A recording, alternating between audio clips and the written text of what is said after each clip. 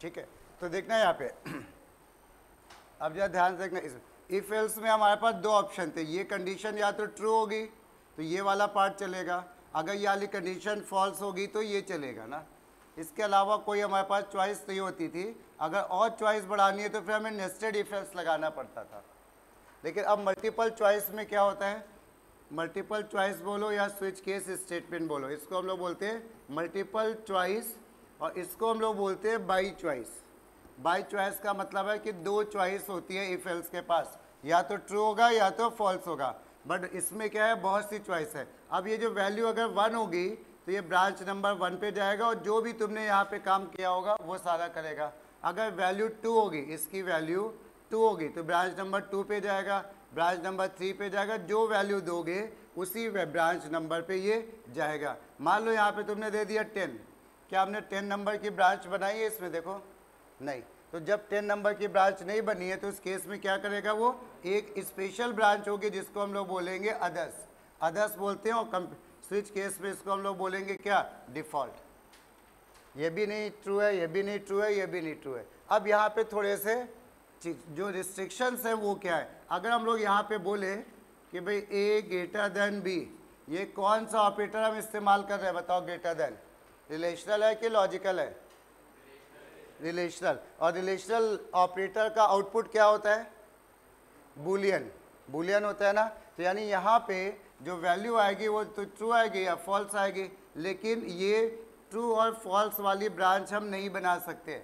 हम ब्रांच बनाएंगे या तो डिजिट वाली 1 2 3 वाली इंटीजर की हो, या तो ब्रांच बनाएंगे कैसी, कैरेक्टर वाली ABCD के नाम से। स्ट्रिंग वैल्यू नहीं अलाउड है। इस बार पेपर में क्वेश्चन भी था, उन्होंने कौन सी वैल्यू नहीं अलाउड है, इंटीजर, डबल, फ्लोट, स्ट्रिंग, ऐसे था क्वेश्चन। ठीक है, तो ये हम लोग का एक, तो अब लिखो जाए इसमें कुछ नोट भी कर लेते हैं।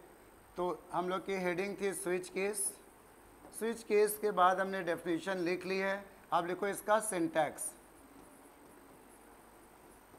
सिंटैक्स में, सिंटैक्स का मतलब हो जाता है कि हम लोग कैसे यूज़ करते हैं इसको। ठीक है, लिखते चलो साथ में, सब कुछ स्मॉल में होगा। स्विच ब्रैकेट में स्विच, यहाँ पे कोई भी एक आ जाएगी वैल्यू,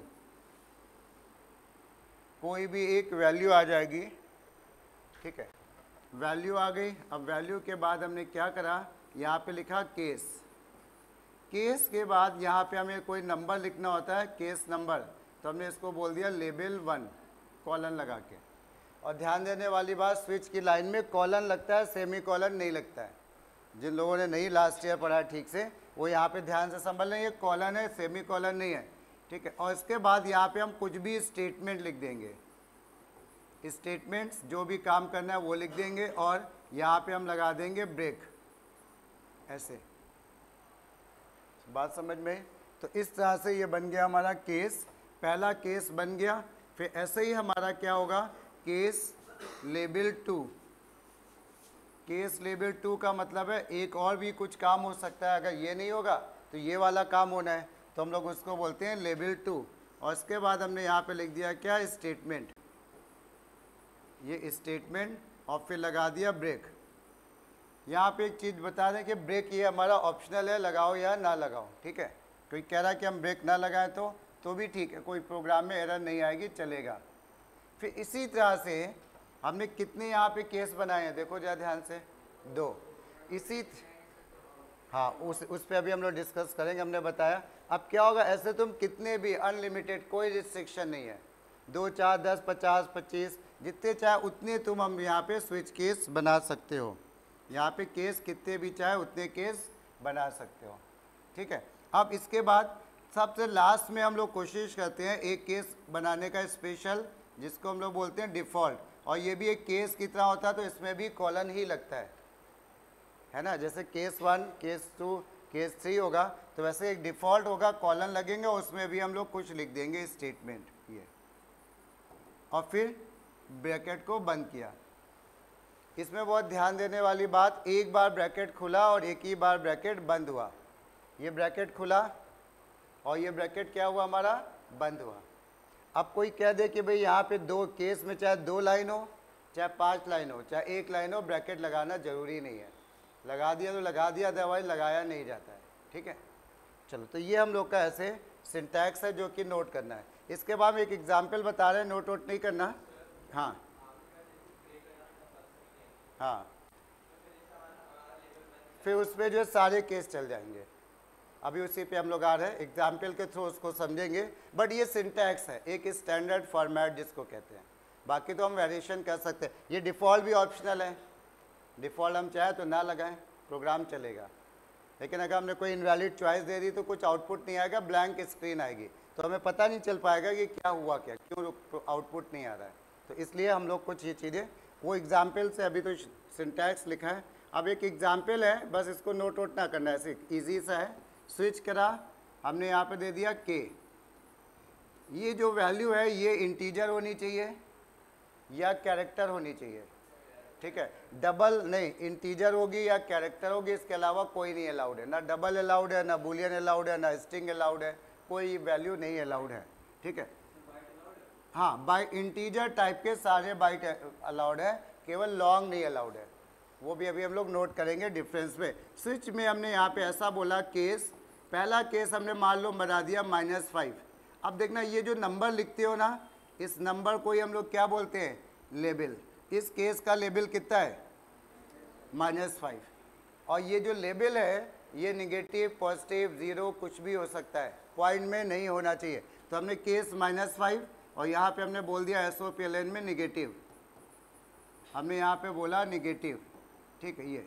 और इसके बाद हमने एक लगा दिया यहाँ पे ब्रेक, बिल्कुल उसी के अकॉर्डिंग चल रहा है। फिर हमने केस एक और बनाया, केस का लेवल दे दिया हमने 0 कॉलन, बाकी सब में सेमी कॉलन। केस 0, SOPLN में हमने बोला न्यूट्रल, न्यूट्रल, ठीक, न्यूट्रल। अब इसके बाद यहाँ पे हमने कह दिया ब्रेक।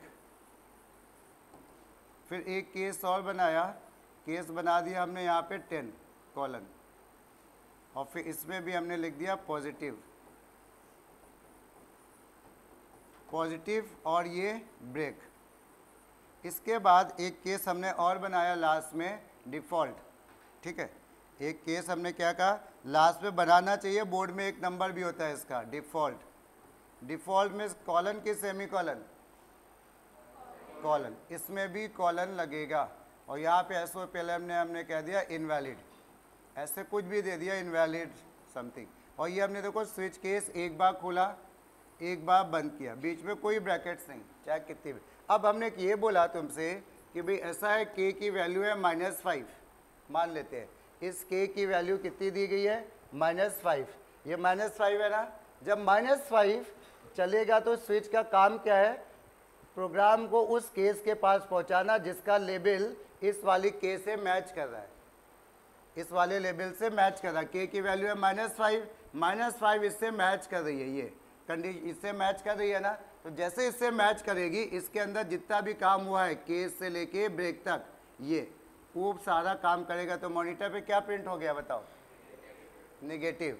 अगर हमने यहाँ पे दे दिया मान लेते हैं 10, तो क्या आएगा, k की वैल्यू 10 देंगे तो पॉजिटिव, ठीक है। और दे दिया 100 तो इनवैलिड, क्योंकि 100 नंबर का कोई केस है नहीं, 5 है, ठीक, समझ में आ रही बात। अभी यहाँ पे एक छोटा सा करेक्शन ये है, जैसे कि अभी किसी ने बोला कि ब्रेक वाली बात जो चल रही थी, तो हमने इस ब्रेक को यहाँ से हटा दिया, इसको भी यहाँ से हटा दिया। अब वैल्यू हमने दे दी -5, तो क्या होगा, अब क्या होगा, -5 पे आएंगे, वो निगेटिव प्रिंट करेगा, उसके बाद क्या प्रिंट करेगा, न्यूट्रल, नेगेटिव और न्यूट्रल। पॉइंट समझ में आया, इतना प्रिंट होगा। और उसके बाद पॉजिटिव आएगा कि नहीं आएगा, क्योंकि ब्रेक नहीं है ना, -5 में निगेटिव, उसको बाहर निकलने के लिए नहीं बोला गया। ब्रेक का मतलब होता है स्विच केस एरिया से बाहर निकल जाओ, नहीं मिला न्यूट्रल, फिर नहीं निकलने को बोला गया पॉजिटिव, अब निकलने को बोला गया ब्रेक। अब यहाँ पे क्या लगा हुआ है, ब्रेक। जब ब्रेक लगाया तो वो इसको यहाँ पे भेज देगा, पॉइंट समझ में। और अगर हमने यहाँ पे इससे भी हमने ये हटा दिया ब्रेक, ये भी ब्रेक हमने हटा दिया मान लेते हैं, ठीक है। अब क्या हुआ, अगर हमने -5 दे दिया तो बताओ, अब क्या हो जाएगा, नेगेटिव, न्यूट्रल, पॉजिटिव और इनवैलिड। इनवैलिड भी चलेगा, पॉइंट समझ में आया, तो क्लियर हो गया ये। तो ब्रेक का ये यूज़ है, जब तुम्हें लगे कि यहीं तक काम करना है तो ब्रेक वहाँ पे लगा दो, वो बाहर निकल जाएगा। लगे कि सारे करने हैं तो नॉर्मली हम लोग ब्रेक का काम करते हैं। कुछ अगर याद को ये इफ एल्स जैसा ही नहीं लग रहा है, ये भी हमारा डिसीजन मेकिंग स्टेटमेंट है। इफ एल्स होता है डिसीजन मेकिंग, दूसरा होता है स्विच केस। पॉइंट समझ में आया? चलो थोड़ी सी इसमें थ्योरी लिखनी है, वो लिखो जा, इसके बाद तरीका तो आ गया समझ में। ये नेक्स्ट में लिख लो जा डिफ़ॉल्ट, एक हेडिंग लिख लो डिफ़ॉल्ट, स्मॉल में लिखना भाई डिफ़ॉल्ट। डिफ़ॉल्ट एक कीवर्ड होता है जावा में, यहाँ पे उसी का यूज़ है डिफ़ॉल्ट का। लिख लो it is a part of switch case. ये इफ एल्स में, फॉर लूप में, किसी में नहीं इस्तेमाल होगा, केवल स्विच केस के साथ चलेगा। It is a part of switch case that execute, it is a part of switch case that execute its branch,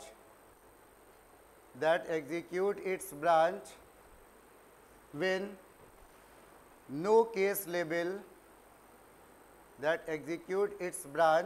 when no case label match with the expression, given in switch statement, when no case label match with the expression given in switch statement। और full stop के बाद लिख लो it is an optional statement, मतलब compulsory नहीं है कि हम ब्रेक लिए डिफ़ॉल्ट बनाएं, चाहेंगे तो नहीं बनाएंगे, ठीक है। It is an optional statement, it is an optional statement, ठीक है। तो एक बात तो ये हो गई। एक थ्योरी का इसमें और टॉपिक बहुत पूछा गया है, यहाँ पे लिख लो फॉल थ्रो,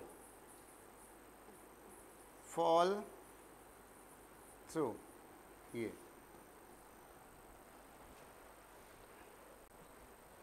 फॉल थ्रो क्या होता है कि जैसे हम लोग यहाँ पे प्रोग्राम बना रहे हैं, ठीक है। अभी हमने देखा कि हम ब्रेक लगा दे रहे तो एक एक लाइन चल रही थी, ब्रेक हटा दिया तो एक से ज़्यादा केस चलने लगे ना।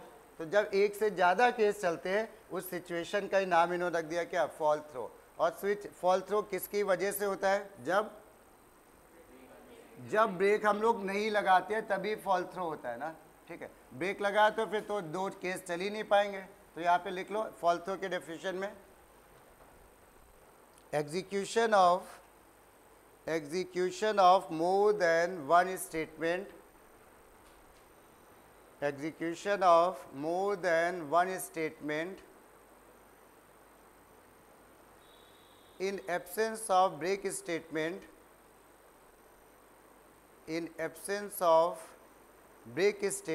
is called fall throw. In absence of break statement is called fall throw.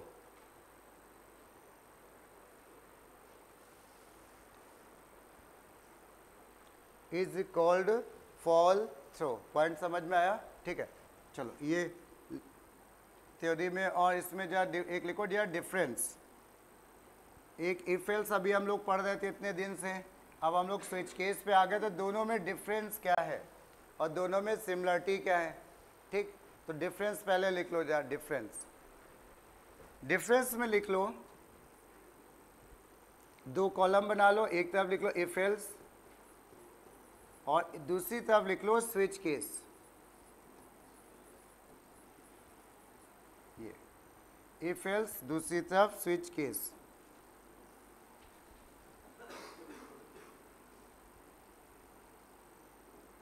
ठीक है।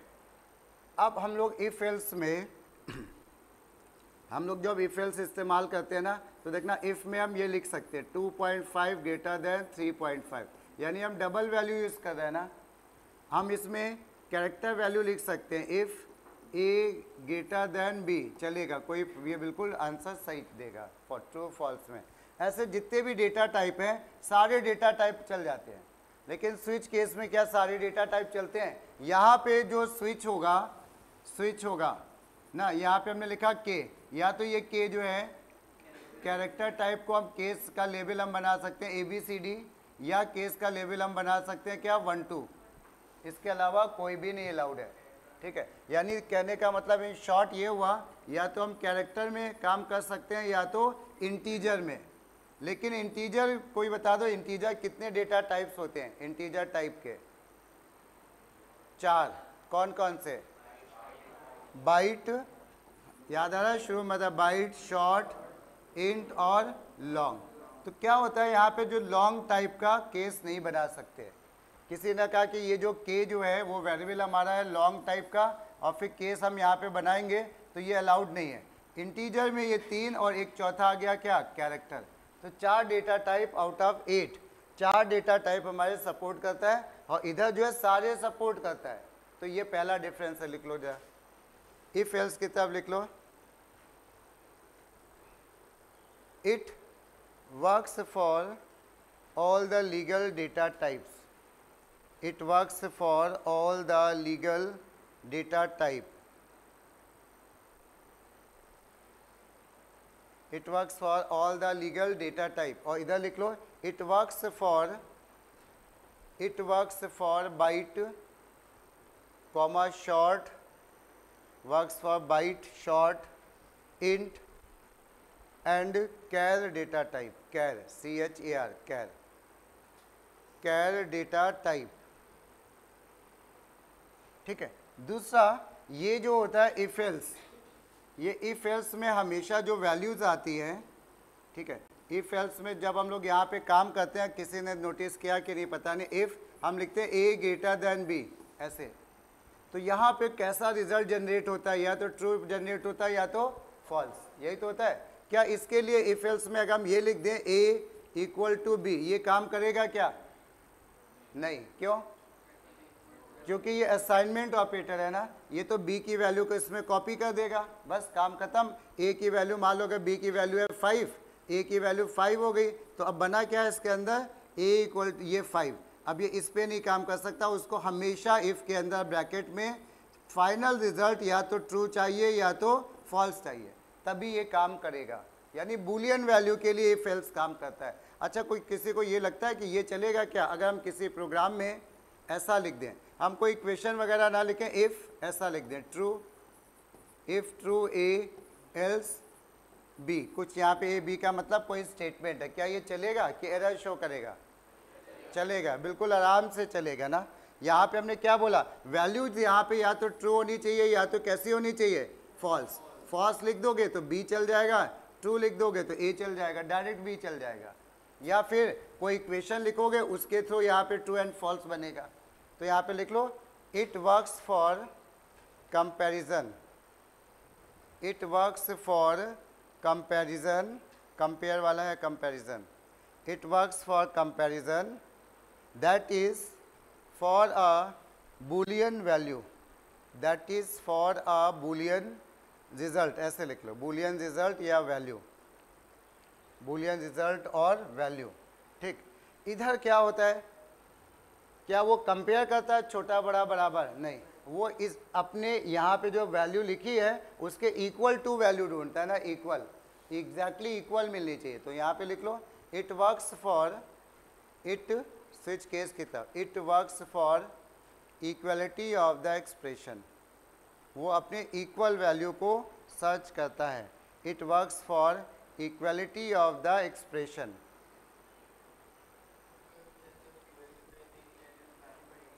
हाँ हाँ हाँ, के की वैल्यू या तो ऊपर इनपुट होगी या कुछ भी होगी, यहाँ पे जो वैल्यू होगी उसी केस पे, अगर केस बना होगा, नहीं तो डिफ़ॉल्ट पे जाएगा, ठीक।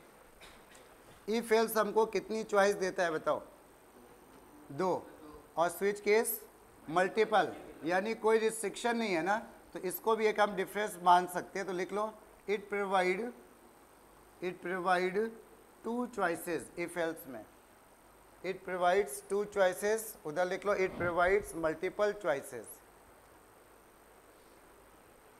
it provides multiple choices,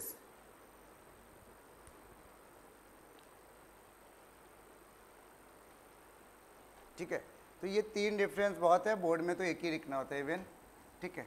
अब ये इफ एल्स हो गया, इसके में डिफरेंस समझ में आ गया। अब आ जाओ इसमें एक लिखो जा, राइट द आउटपुट, 1-2 क्वेश्चन तुम लोग तय करो। Write the output और उसके बाद यहाँ पे ऐसे लिख लो स्विच एम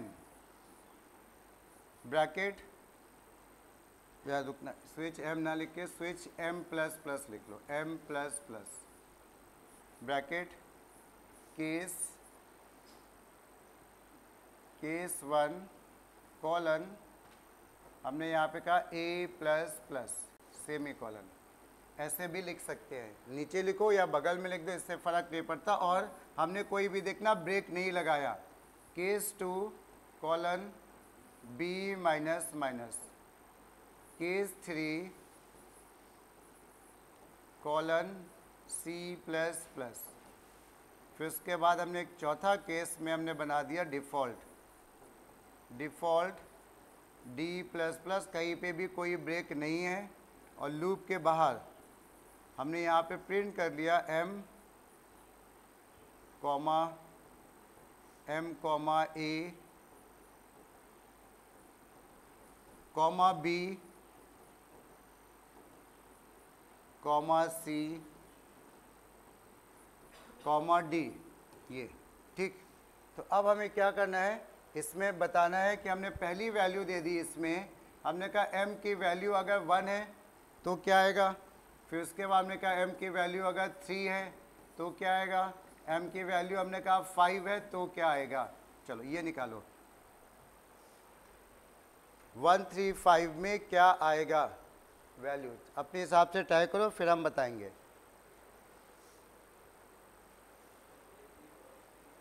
हाँ अच्छा सर, इसमें एक चीज़ और है, इसमें हमने ए बी सी डी की वैल्यू नहीं लिखी, ए बी सी डी सब की वैल्यू 0 है, ए बी 0 सी 0 और डी भी 0 है, ए बी सी डी की वैल्यू 0 है।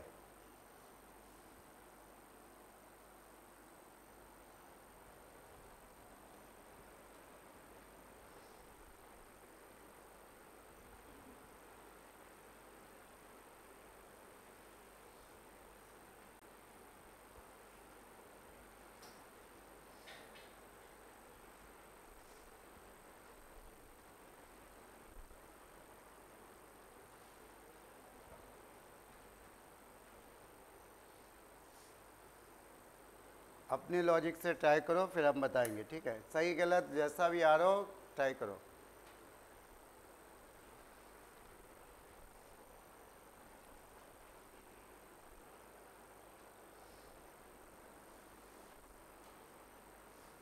हो गया, ब्रेक और क्या चीज़ पूछ रही हो, ज़्यादा क्या ऑप्शन होता है, नहीं डिपेंड करता है हमारी चॉइस पे, हमें ज़रूरत क्या है, हम चाहते हैं कि हम कोई एक वैल्यू देंगे उसके वहाँ से लेके सारी वैल्यू आगे की प्रिंट हो, ब्रेक हटा देंगे। हम ये चाह रहे हैं कि अगर गलत वैल्यू आ रही है तो हमें कुछ पता चले कि क्या हो रहा है, अगर हमें ये लगा कि भाई हमें नहीं पता करना है तो डिफ़ॉल्ट को हटा देंगे। दोनों में जो भी है यूज़ डिपेंड करेगा प्रोग्राम, अभी हम बनाएंगे ना तो तुम खुद ही समझोगे कि डिफ़ॉल्ट लगना, ऐसा समझ लो इन शॉर्ट हम लोग 10th की अगर बात करें तो डिफ़ॉल्ट तो लगाना ही लगाना है बोर्ड में, 1 नंबर ज़रूरी है। ब्रेक जो है ब्रेक भी लगता ही लगता है, 99% लगता है, बट आउटपुट के क्वेश्चन में कंफ्यूज करने के लिए ब्रेक भी से हटा के पूछेंगे वो, ठीक है, अदरवाइज़ कोई ऐसी बात नहीं है। अब जा देखते हैं हम लोग, आंसर आ गया भाई, चलो शेयर बताओ आंसर क्या निकला पहले का, चलना बाकी लोग सुनना भाई, 2 -1, बस ये 3 वैल्यू के और भी आएंगे, -1, किसी का आंसर डिफरेंट आ रहा है पहले वाले पार्ट के लिए, चलो तुम बताओ जा, 2, -1, -1,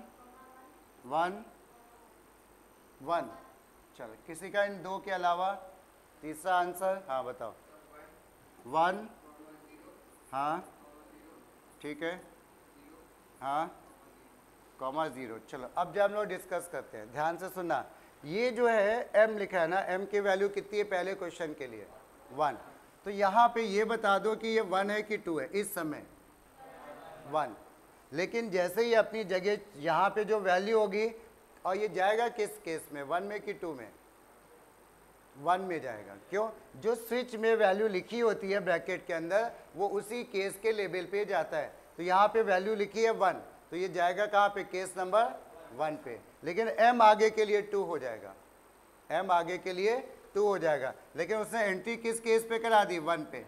अब 1 पे कोई ब्रेक नहीं लगा तो क्या होगा? ये a बढ़ के कितना हो जाएगा? a 0 है सारे। जैसे अब ये केस 1 पे आया तो a बढ़ के आगे के लिए कितना हो गया? 1। फिर b क्या हो गया? b भी तो चलेगा ना केस 2, ब्रेक तो लगा नहीं है, -1। ये c क्या हो जाएगा? 1। d क्या हो जाएगा? 1 हो जाएगा। अब इसके बाद जब हम यहाँ पे प्रिंट करेंगे तो m कितना प्रिंट होगा? 2। तो m तो होगा 2। फिर इसके बाद a कितना है हमारा? a है 1, 2 आ गया, 1 आ गया। फिर b है हमारा -1, c है 1 और d भी 1 है। तो ठीक है, ये वाला आंसर भाई सही है, ये वाला आंसर सही है। ठीक, चलो अब सेकेंड वाला जो ट्राई करो। सेकेंड में ए बी सी डी की वैल्यू 0 लेके हम लोग काम कर रहे हैं, ध्यान रखना। ठीक है, चलो बता दो जरा क्या निकाला। हाँ 4 कैसे? अच्छा 4, चलो ठीक है 4। हाँ चलो और कोई बता दो भाई। अगर डिफरेंट आ रहा हो तो, सेम आ रहा है तो कोई बात नहीं। किसी का आंसर डिफरेंट आ रहा है सेकेंड वाले पार्ट के लिए, क्या आ रहा है? अभी नहीं आया। चलो m की वैल्यू क्या ले रहे हैं इस बार हम लोग? 3। जब 3 ले रहे हैं तो आंसर क्या आएगा? तुमने क्या निकाला? सेम 4 कॉमा, ये कह रही है भाई 4 जो है सही है, बाकी सब 0 है। चलो अब जब हम इसको बताते हैं, ध्यान सुनना, इसमें m की वैल्यू इस बार ले रहे हो 3, तो यहाँ पे कौन सी वैल्यू जनरेट हुई? 3। आगे के लिए क्या होगा? 4। ऐसे ही तो होगा ना। तो जब 3 जनरेट हुई तो कौन से केस पे ये मूव करेगा? 3 पे जाएगा ना भाई। केस नंबर 3 पे जाएगा ये। और केस 3 में क्या a और b पे कोई चेंज हुआ? नहीं हुआ। केस लेकिन 3 जो है बढ़ेगा, केस 3 बढ़ेगा और केस 3 की वैल्यू बढ़ के कितनी हो जाएगी? अब देखना इस पे तो फर्क आया नहीं। केस 3 बढ़ के कितना हो गया आगे के लिए? 1। ये 1 हो गया और ये भी तो 1 हो जाएगा ना। अब उसके बाद नीचे क्या प्रिंट होगा? m की क्या वैल्यू प्रिंट होगी? 4। वो 3 के बाद आगे के लिए 4 था। 4, a और b कितने आ गए? 0। तो 4 आया, 0 आया, 0 आया और उसके बाद क्या आएगा? 1,1। ये आंसर है, नोट कर लेना भाई। हाँ ये आंसर इस बार दोनों ही गलत हो गए। जब 3 होगा तो केस 3 पे तो जाएगा ना। अच्छा ये जो पहले लिखा था, चलो अच्छा हमने ध्यान नहीं दिया। ठीक है, ये आंसर सही था भाई। ठीक ठीक, ये आंसर सही था, ये वाला गड़बड़ था। चलो ठीक, अब इसके बाद हाँ बोलो। जो यहाँ पे वैल्यू बन रही है इस ब्रैकेट के अंदर वो लेते हैं, बाद में उस पर फर्क आएगा नीचे, लेकिन वो इस केस पे चला जाएगा जो ब्रैकेट के अंदर वैल्यू लिखे। हाँ बिल्कुल सही है। अब इसके बाद 5 में बता दो। 6,0,0,1 ऐसे 3 बार 0। हाँ वही हमने कहा एक वैल्यू ज़्यादा कैसे 3 का ये। अब सही है। किसी का आंसर डिफरेंट आ रहा है? इस बार यहाँ पे वैल्यू जनरेट हुई 5, आगे के लिए हो गई 6। तो 5 में किस केस पे गया? डिफ़ॉल्ट। और डिफ़ॉल्ट में d की वैल्यू बढ़ के कितनी हो गई? 1। a b c तो बढ़ नहीं पाया, तो यहाँ पे बिल्कुल सही आंसर ये 6 हो गया। 0 0 0 और 1 बिल्कुल सही है। तो ये आंसर हमारा सही है। ठीक है, कुछ आइडिया लगा? ठीक है, इस तरह से ये काम करता है। ठीक है, स्विच केस। अब आ जाओ हम लोग सिंपल से प्रोग्राम से शुरू करते हैं स्विच केस के। ऐसे तो बहुत से क्वेश्चन बन सकते हैं, लेकिन हमें कॉन्सेप्ट पता होना चाहिए बस। ठीक है, इसके बाद जरा लिखो एक प्रोग्राम। अब वही सारे प्रोग्राम हम लोग स्विच केस से बनाएंगे तो ज़्यादा टाइम नहीं लगेगा, कॉन्सेप्ट पता ही होगा, बस लिखना ही लिखना रहेगा। तो लिखो जा, write a programme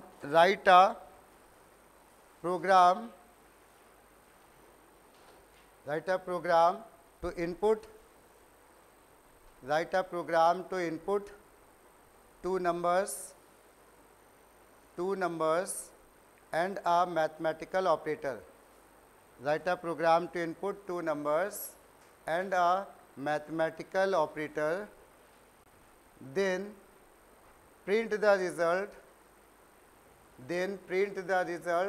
based on mathematical operator, then print the result based on mathematical operator using switch case.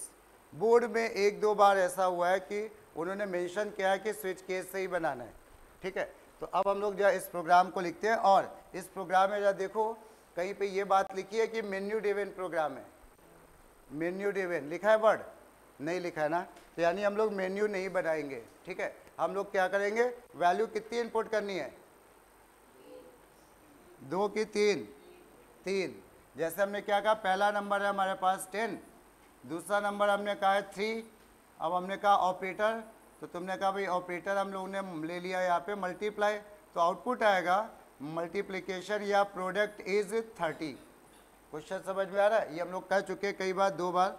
और इसके बाद अब मान लो यहाँ पे हम लोग ने कह दिया, यहाँ पे मॉड आ गया, अब क्या आंसर आ जाएगा? हाँ, अब मैसेज भी चेंज होगा ना, इस बात को लिख के आएगा रिमाइंडर इज 1। क्वेश्चन समझ में आया? तो यानी इन ओवरऑल हम लोग को वैल्यू कितनी इनपुट करानी है? 3, ए बी और ऑपरेटर कोई भी, ठीक है। तो लिखते चलो साथ में, आसान सा है, बट स्विच केस का यूज़ करना मेन पॉइंट ये है इसमें। क्लास का नाम हमने दे दिया calculator, class calculator, then void main, और वैल्यू हमको इनपुट करनी है 3।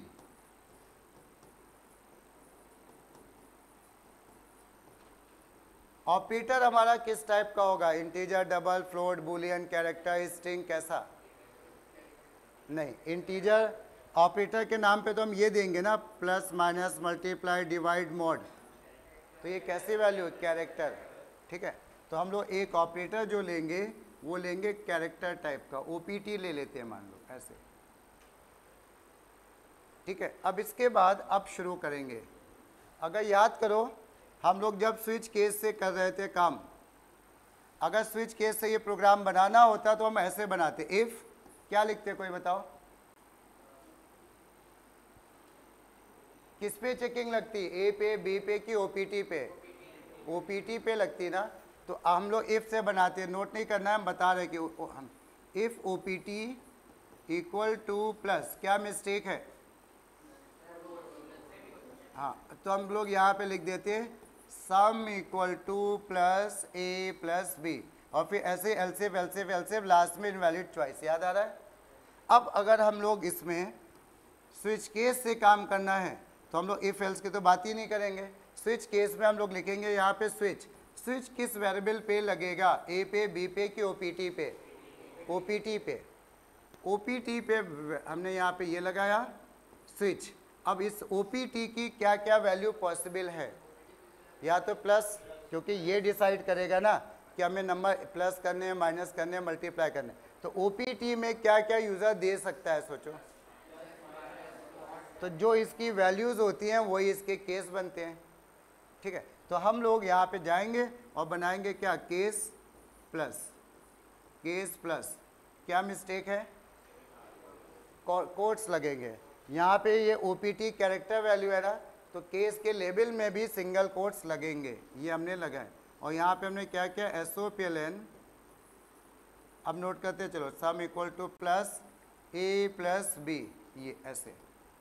ब्रेक लगेगा इस वाले क्वेश्चन में कि नहीं? नहीं लगाएंगे तो क्या दिक्कत है भाई?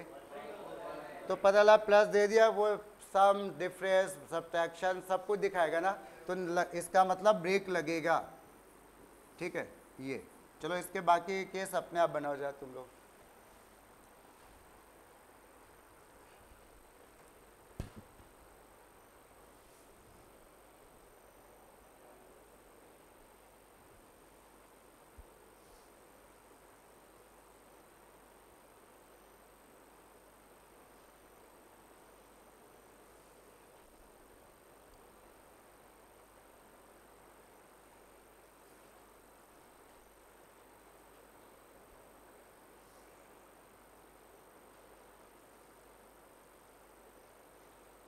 और ध्यान रखना, बोर्ड में वैसे तो डिफ़ॉल्ट ऑप्शनल है, बट बोर्ड में तुम्हें लिखना कंपलसरी है, नहीं तो 1 नंबर कटता है।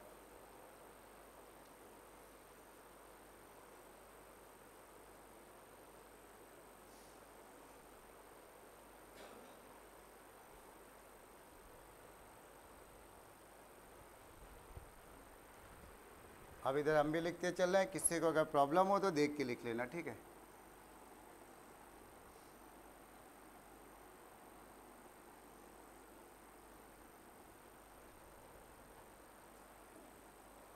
इसके बाद हमने ये यहाँ पे क्या किया, केस प्लस के बाद केस माइनस, SOPLN, हाँ सब्ट्रैक्शन दे दो, डिफरेंस दे दो। मैसेज हमने क्या बोला, मैसेज तुम्हारी मर्जी है, कुछ भी सब सही है, A माइनस बी। ध्यान रखना डिवाइड वाले में हमने उस समय बताया था डिवाइड में प्रॉब्लम आएगी, ब्रेक। उसके बाद केस मल्टीप्लाई दे दिया हमने, सिंगल कोट्स में एस्टिक। SOPLN में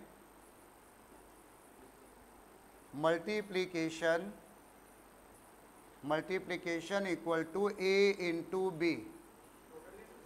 हाँ हाँ कुछ भी लिखो, हमने क्या है मैसेज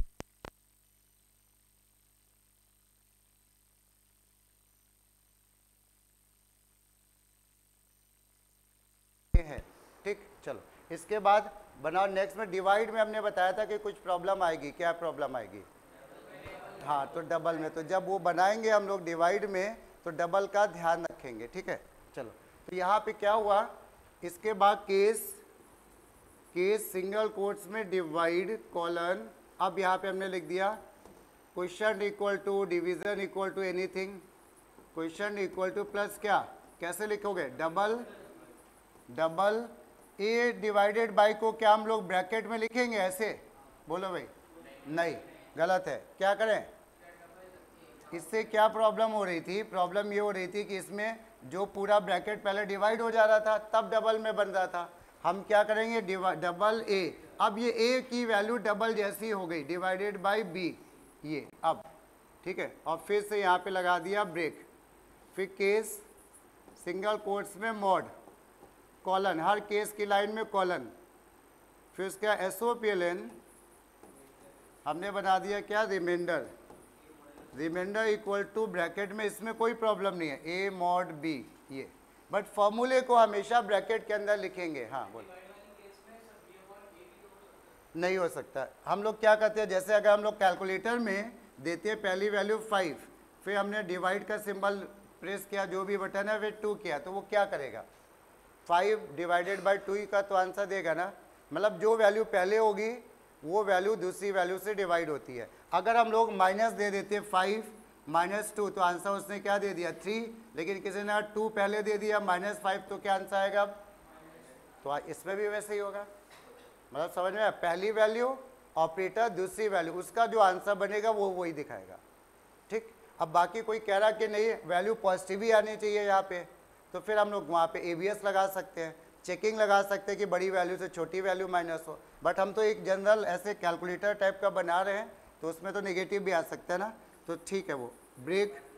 और उसके बाद आ जाओ क्या, डिफ़ॉल्ट हम बार बार बोले बोर्ड में लिखना जरूरी है, और डिफ़ॉल्ट में भी कॉलन लगेगा, D स्मॉल बनेगा, और इसमें नॉर्मली हम एक ही मैसेज देते हैं, इनवैलिड चॉइस, यहाँ इनवैलिड ऑपरेटर दे दो वो भी चल जाएगा, मैसेज कुछ भी दे दो। और ये स्विच केस बंद किया, वाइड मेन बंद किया और क्लास बंद किया, ब्रैकेट्स एक ही बार बंद होंगे। चलो एक भाई डिवाइड में ब्रैकेट एक कम है, तो डिवाइड में अच्छा हाँ ठीक है, एक ब्रैकेट कम है, ठीक सही है। इसके बाद ये तो एक बहुत जनरल सा क्वेश्चन था, अभी हम लोग थोड़ा बड़े वाले क्वेश्चन नेक्स्ट टर्न पे देखेंगे। इसमें इफ स्विच केस में थ्योरी में एक चीज़ और भी आती है, एक प्रोग्राम वो इफ एल्स से बनाएंगे, कहेंगे इसको स्विच केस से बना के दिखाओ, तो लिखो जा वो कन्वर्जन के क्वेश्चन लिख लो जा, इंटर, हाँ कौन सा, ये मॉड वाला है यहाँ पे, क्यों नहीं भाई ऐसा थोड़ी ना है। अब मान लो यूज़र क्वेश्चन मार्क देगा तो भी ये रिमाइंडर दिखा देगा, जब मॉड का ऑपरेटर देगा तभी आना चाहिए ना रिमाइंडर, तो वो ठीक है, तो वो गलत हो जाएगा। इसके वाले को इंटर कन्वर्जन मतलब इफ एल्स और स्विच केस के बीच का हम लोग अब कन्वर्जन करेंगे। एक क्वेश्चन लिखो, right the following using if else, yes using switch case कर लो, पहले स्विच केस से लिखना सीखते हैं हम लोग, ठीक है। और उसके बाद क्वेश्चन नोट कर लो, if A equal to 1 SOPLN single else if A equal to 12, SOPLN double, else if A equal to 123, हमने कह दिया यहाँ पे ट्रिपल, और एल्स में कह दिया नो डिजिट। एल्स का मतलब हो गया ये क्या, डिफ़ॉल्ट। जब इसको स्विच केस से लिखने की कोशिश करो, स्विच किस वेरिएबल पे लगेगा, ए पे, है ना। बनाओ,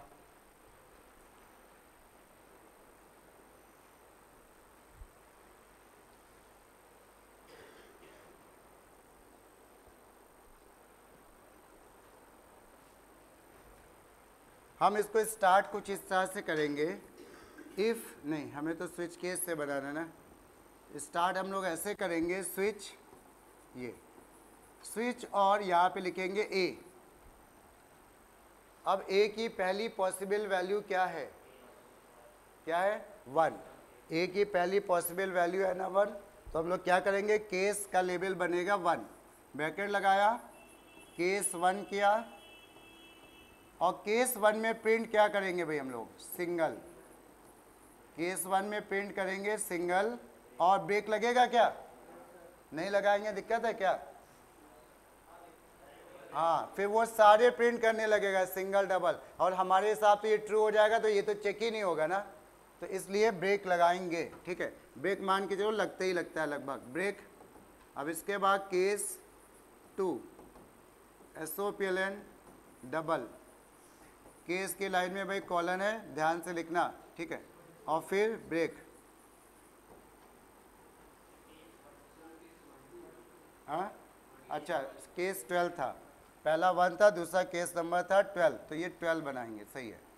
फिर आ जाओ केस 123, और इसमें ये मत सुनना कि केस का लेवल ऑर्डर में होगा, पहले छोटा उससे बड़ा नहीं, कोई भी केस, इवन डिफ़ॉल्ट है ना, जो डिफ़ॉल्ट कहीं बीच में भी बना सकते हो, कोई दिक्कत नहीं है, ठीक है ना, तो कहीं पे भी बना सकते हैं हम लोग। तो SOPLN, हाँ, केस के नहीं भाई, केस के ऊपर तो फिर पार्ट कैसे होगा, चलेगा, स्विच केस के एरिया के अंदर ही कहीं पे, केस जैसे होते हैं, डिफ़ॉल्ट को इंटरचेंज कर सकते हैं, डिफ़ॉल्ट को इधर लिख दे, केस 1 को इधर लिख दे, ये हम बात कर रहे हैं।